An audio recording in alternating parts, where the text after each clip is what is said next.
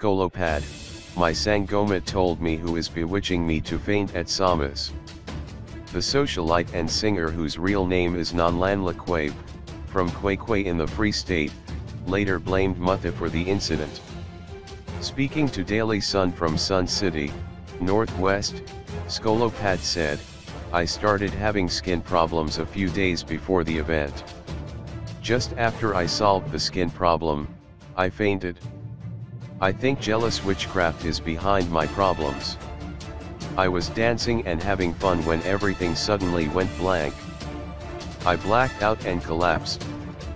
However, Skolopad didn't want to rule out the possibility that she fainted because of an empty stomach. "I was a little nervous, and when I'm nervous I can't eat. I didn't have anything to eat because of my nerves. That could also be the reason I fainted. I was immediately given the necessary medical attention after the incident and I felt better. I was also given a full chicken to eat and I was well again. I now have to worry about driving home safely, but I'm great again."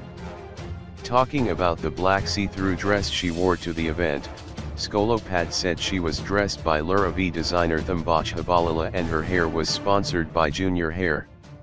She urged her supporters not to worry about her health. "I'm a very strong woman and my followers and fans shouldn't stress about my health," she said. Skolopad recently consulted the help of psychic medium Sindi on Fox Life's Spirit Show, where she communicated with her late family members, including her Gogo.